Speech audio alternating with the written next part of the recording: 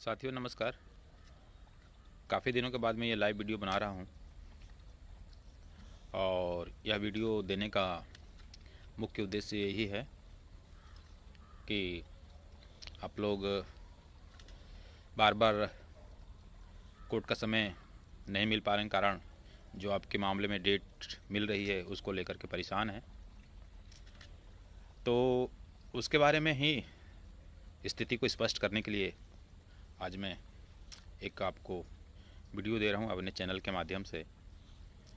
उम्मीद है कि आप इस वीडियो को अच्छे से समझ पाएंगे और कोर्ट की जो प्रक्रियाएं हैं उनको भी भली भांति समझ पाएंगे। देखिए, आप लोग ना तहसील के कोर्ट गए हैं, ना जिला के कोर्ट गए हैं, ना हाई कोर्ट गए हैं। आपका सीधे पाला पड़ा है सुप्रीम कोर्ट से। जैसा कि नाम में ही लिखा है सुप्रीम, बहुत बड़ा, सबसे बड़ा। तो हर न्यायालय के कुछ अपने नियम होते हैं, कुछ प्रोटोकॉल्स होते हैं और कुछ उनकी बंदिशें भी होती हैं, जिसमें खुद न्यायालय भी चाहकर ऐसा कुछ नहीं कर सकता जो कि उनके नियम और प्रोटोकॉल का उल्लंघन करे। इसी आलोक में जो आपका मामला है, 2 बार सुनवाई के लिए लिस्टिंग हुआ, स्पेशल बेंच तक बनवा दी। जितना हमारे हाथ में था वो सब हमने कर दिया ताकि आप लोगों को कोई प्रॉब्लम ना हो। हमारे पास ना उतने संसाधन हैं और ना थे। आप लोगों को काफ़ी सारे लोगों ने लूटा, उसको लेकर के आप लोग चिंतित भी हैं और भयभीत भी हैं, जिस कारण से जो आप लोग फंडिंग या सहयोग जो भी करते हैं एक लिमिट रूप में करते हैं। और हमने भी उसको स्वीकार किया है कि आप लोगों को कतिपय नेताओं ने खुद को एनआईएस का बता करके, एनआईएस का हितैषी बता करके, एनआईएस का भगवान बता करके लाखों आप लोगों के लूट लिए। मुझे वो दिन आज भी याद है। यही नवंबर और दिसंबर का महीना था। लोगों ने एक मैदान में बुला करके आप लोगों से पैसे की उगाही की, जो कि उनके अधिकार क्षेत्र में नहीं था। एक सरकारी अध्यापक होकर के बिना सरकार की परमिशन से आप एक गिरोह के माध्यम से अगर इस तरह की उगाही करते हैं तो यह आपके जो सेवा नियमावली है उसका घोर उल्लंघन है। इसके लिए आपको सस्पेंड और बर्खास्त किया जा सकता है। लेकिन चूंकि मामला 12 लाख बच्चों के जीवन से जुड़ा था, उनके रोज़गार से जुड़ा था, इसीलिए हम भी उस पर कोई हस्तक्षेप नहीं किए। हालांकि यह बात हमारे द्वारा कही गई थी कि यह कदम आपके लिए आगे चल कर के अहितकारी हो सकता है, इसको भी आप ध्यान में रखिए। लेकिन खैर जो भी है, हम उधर नहीं जाना चाहें, हम अपनी ही बात पे आना चाहेंगे। तो आप लोगों को इस तरह से मतलब कि न्यायालय ने कम, इन नेताओं ने ज़्यादा परेशान कर दिया आपको। उसमें हम भी हैं, पीड़ित की कैटेगरी में हम भी हैं। हम भी कभी चंदा दिया करते थे। हमारे पास भी आज भी स्लिप पड़ी हुई हैं, कहीं 50,000 की, कहीं 1.25 लाख की, कहीं 1 लाख की। हमारे पास भी आज स्लिप पड़े हैं, उनके नाम पड़े हैं। आज भी स्टेटमेंट में लिख जानते हैं तो हमारा भी निकल जाता है। तो ऐसा नहीं है कि ये जो दर्द है केवल आपको है, हमको भी है। आज हम इसको लीड जरूर कर रहे हैं, बट आप यकीन मानिए कि मेरा कोई उद्देश्य नहीं था इसको लीड करने का। नहीं तो मैंने शुरू में रिव्यू डाला था, मैं उसी समय किसी के साथ ना जाकर के अपने केस पे फोकस करता और जो भी करना होता करता। लेकिन नहीं, जो आगे आया मैंने उसका साथ देना उचित समझा। मैंने उस समय भी यही कदम उठाया था जब शुरू में उत्तराखंड से केस गया था। जब एक व्यक्ति ने केवियट डाल दी तो हमने अपना केवियट डालना उचित नहीं समझा। लोगों ने तरह तरह के हम पे आरोप लगाए, अब चूँकि जब एक पक्षीय फैसला होता है तो लोग मान भी जाते हैं, लेकिन वास्तव में सच्चाई यह है कि हमने उनको पूरा मौका दिया था कि ठीक है आप ही जाइए सुप्रीम कोर्ट में, आप ही लीड कीजिए, लेकिन जब उनके द्वारा बहुत ही आसानी से स्टे लगवा दिया गया मामले में, तब हम निराश हो गए और मजबूरन हमको अपना अलग से वकील हायर करना पड़ा। और वह भी वकील हमने बिल्कुल छोटा सा हायर किया था, हमने ज़्यादा कोई बड़ा नहीं किया था, क्योंकि मुख्य रूप से तो कोई और ही लीड कर रहा था। तो हमने कहा ठीक है, हम सिर्फ पीछे से वॉच करेंगे ताकि कुछ गलत कदम किसी के द्वारा ना उठाया जाए, और हम वॉच करते रहे। लेकिन खैर दुर्भाग्य रहा देश का कि यह परिणाम आया। तो कल भी सुनवाई के लिए मामला लिस्टेड था, लेकिन कोर्ट नंबर 2 में सीरियल नंबर 51 कोई कमर्शियल केस आ गया, जिसकी वजह से वह कोर्ट देर से आज तक चली। करीब 3:30 बजे तक तो मैंने भी देखा कि वो चल रही थी। और कोर्ट नंबर 16 में कोई इलाहाबाद यूनिवर्सिटी का सर्विस मैटर आया था, जो कि वो भी उतने ही समय तक चला। इसी कड़ी में उत्तर प्रदेश का जो 69,000 शिक्षक भर्ती मामला है, वह भी कोर्ट नंबर 16 में 48 सीरियल नंबर पर लिस्ट था, लेकिन वह भी समय अभाव के कारण नहीं लिया जा सका। आपको बताते चलें कि उत्तर प्रदेश का जो 69,000 शिक्षक भर्ती का मामला है, उसको हमारे ही OR मनदीप कालरा जी देख रहे हैं, जिसमें माननीय उच्चतम न्यायालय द्वारा उनको मुख्य ऑब्जर्वर बनाया गया है। उनकी ही देखरेख में यह केस चल रहा है। तो कहीं ना कहीं हमें इस बात का आभास था कि यह 69,000 जब शिक्षक भर्ती मामला आएगा तो क्योंकि बहुत बड़ा मामला है, बहुत सारे केसेस टैग हैं इसमें समय लग सकता है। लेकिन फिर भी क्योंकि उस केस की सर्विस नॉन कंप्लीट है, इसलिए हमें थोड़ा सा ये सुखद महसूस हुआ कि शायद सर्विस कंप्लीट ना होने की वजह से माननीय न्यायालय उनको अगली तारीख दे देंगे। लेकिन चूंकि वो केस लिस्ट ही नहीं हुआ तो अब क्या ही कहें। लेकिन अगर वो केस लिस्ट हो गया होता तो शायद वो लंबा चलता। हमारी ओर से पूरी तैयारी थी और YouTube चैनलों के माध्यम से आप लोगों को बताया भी गया था। हम लोगों ने जो भी तैयारी प्रक्रिया जो भी पूरी करनी है वो पूरी हम कर चुके हैं।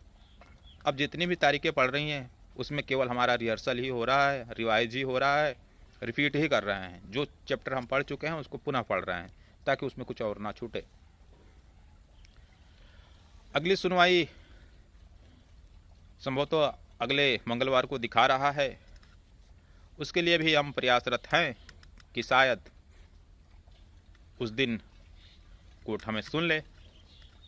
देखिए एक चीज़ आपको बहुत बताना जरूरी है। कुछ लोग कह रहे हैं कि आप स्पेशल बेंच छोड़िए, नॉर्मल में आइए, जो होगा सो देखा जाएगा। आप हारी हुई बाजी को अपने हाथ में लिए हैं। जरा सी जल्दीबाजी आपके लिए और मेरे लिए भी अहितकारी हो सकता है, और इसी जल्दीबाजी के कारण बीते वर्ष ये सब आपको देखना पड़ा था। 9 बार केस जब लिस्टिंग नहीं हुआ था तो सबने अपना धैर्य खो दिया था और बार बार मेंशनिंग करा करके जज का ध्यान इस केस पे इतना ज़्यादा आकर्षित कर दिया कि जज इस केस को लेकर के नाराज से हो गए थे। तो हम वह कदम फिर से नहीं उठाएंगे। जो नॉर्मल प्रक्रिया है न्यायालय की, हम उसका पालन करेंगे और देखते हैं हम भी कब तक समय नहीं मिलता है और कब तक कोर्ट हमारे मामले को नहीं देखती है। लेकिन हाँ, कभी ना कभी तो वो दिन जरूर आएगा जिस दिन कोर्ट हमें सुनेगा। कुछ लोग ये हमें मैसेज कर रहे हैं कि उम्र बीत जाएगा तो न्याय का क्या फ़ायदा। तो देखिए ये हमारा कोई अनोखा मामला नहीं है कि कोर्ट चला गया है और इसमें समय लग रहा है। तमाम मामले हैं। आप ज़रा सोचिए, कल पूरा दिन जिसको केस को लिया गया होगा, ज़रा उस केस का ज़रा स्टेटस जाके देखिए कि वो कब फाइल हुआ और कब वो सॉर्ट आउट हुआ या कब उसमें इतना समय दिया गया। सब न्याय सबके लिए बराबर होना चाहिए और है। ऐसा नहीं है कि माननीय उच्चतम न्यायालय को आपसे दिक्कत है, आपसे तकलीफ है, तो इसलिए आपके केस को नहीं सुन रहा, दूसरे केस को महत्व दे रहा। नहीं, ऐसा कुछ भी नहीं है। वहाँ पर जिस केस में सर्विस पूरी होती है, जो केस पूरी तरह से सुनने के लिए ओके होता है, उसको कोर्ट संज्ञान देता है और आराम से सुनता है। इसी कड़ी में हमारा भी जो मामला है पूरी तरह से ओके है। जिस दिन न्यायालय बैठेगा उस दिन पूरा इसको सुनेगा। अब सोचिए ज़रा, जिस दिन आपको सुनना शुरू करेगा पूरा दिन, तो उस समय कितने सारे ऐसे आपके नीचे केस पेंडिंग होंगे जिनको वो नहीं सुन रहा होगा। तो बातों को लेकर के कि डेट पड़ रही है और बार बार तारीख मिल रही है, इसको लेकर आप ज़्यादा निराश ना होइए। आपके लिए अच्छा यह है कि माननीय न्यायालय सुनने को लेकर के इसको बेताब है, इसीलिए वो हर हफ्ते की तारीख दे रहा है। नहीं तो वो 4 सप्ताह की भी डेट दे सकता था। आप देख रहे हैं हर हफ्ते की तारीख दे रहा है। और हमसे वो छूट ना जाए, हमसे वो फिसल ना जाए हाथ से, हम भी उसमें नज़र बनाए हुए हैं और हम भी उसको मेंशन हर बार करवा रहे हैं। हालांकि कुछ आर्थिक उसमें लग रहा है मेंशनिंग करवाने में और वो करवाने में, लेकिन कोई दिक्कत नहीं है, वो हम वहन कर रहे हैं। जितना जो हमें अच्छा लग रहा है वो हम कर रहे हैं। तो आप लोग इसको लेकर के निराश ना होइए। एक चीज़ और कहना चाहेंगे अंत में, हमने 9 तारीख को एक मिसलेनियस एप्लीकेशन फाइल किया उत्तर प्रदेश से, जो कि 11 तारीख को सुबह 11 बजे किसी और नाम से रजिस्ट्री के मिस्टेक की वजह से, एरर की वजह से किसी और नाम से शो होने लगा, जिसमें कुछ उत्तराखंड के साथियों ने, या तथाकथित हम नेता ही कहेंगे, उनके द्वारा उसमें से कुछ स्क्रीनशॉट लिया गया और उत्तराखंड में यह कहा गया कि विश्वनाथ हमारे केस को कमज़ोर करना चाह रहा है। मतलब एक उत्तराखंड से सेकेंड रिव्यू फाइल हुआ है, मतलब उसको डिलीशन करवाना चाह रहे हैं, डिलीट कराना चाह रहे हैं। इस संदर्भ में मुझे कई सारे कॉल्स आए, तो क्योंकि उस समय सुप्रीम कोर्ट की साइट पे वह नाम उन्हीं का शो कर रहा था रिस्पोंडेंट में, इसलिए हम कुछ बोल नहीं पा रहे थे। हमने कहा था समय वेट कीजिए, समय आएगा तो इसका हम जवाब देंगे। लेकिन हमने सरसरी तौर पर बता दिया था कि जिस वो आईए की बात कर रहे हैं, वो आईए तमाम जितने भी हमने एमए लगाए हैं सब में लगाया गया है। तो इसका मतलब यह नहीं हो जाता, या यह नहीं है कि हमको पहले से 3 महीने पहले से ही आभास था कि आप सेकेंड रिव्यू लगाएंगे। ऐसा बिल्कुल भी नहीं है। उसी आईए के नाम पर उत्तराखंड में कुछ लोग फिर से उगाही करने का प्लान बनाए थे या बनाए हैं, जिसका हमसे कोई सरोकार नहीं है और उससे कोई हमें मतलब नहीं है।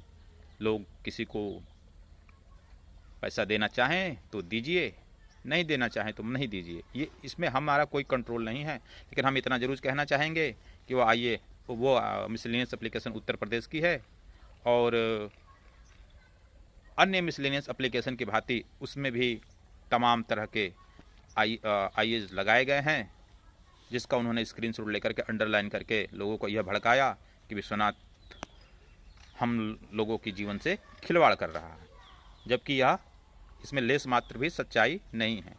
कल जैसे ही वो सुप्रीम कोर्ट की साइट पर दुरुस्त हुआ, हमने उनको दे दिया कि देख लीजिए, यही वो मिसलेनियस एप्लीकेशन है और यही वो आपका आईए नंबर है जिसको लेकर के आप में भ्रम फैलाया जा रहा था। तो आप लोग तो नए नए आए हैं सुप्रीम कोर्ट में, उत्तराखंड वाले तो बेचारे 4 साल से इसको बर्दाश्त कर रहे हैं, उसके बाद भी माया जाल में फंस रहे हैं, मोह जाल में फंस रहे हैं। तो उनकी गलती है। जिसको जो करना है करे और हमें जो करना है हम पूरे ईमानदारी से और ध्यानपूर्वक उसको देख रहे हैं और कर रहे हैं। बाकी रही बात देर की कि देर हो रहा है, तो इसके लिए हम कुछ नहीं कर सकते, ये हमारे हाथ में नहीं है। न्यायालय में हम जहाँ तक सीमित हैं वहाँ तक हम पूर्ण प्रयास कर रहे हैं कि आप लोगों को अतिशीघ्र सुना जाए और अतिशीघ्र आपको न्याय दिया जाए। इसी के साथ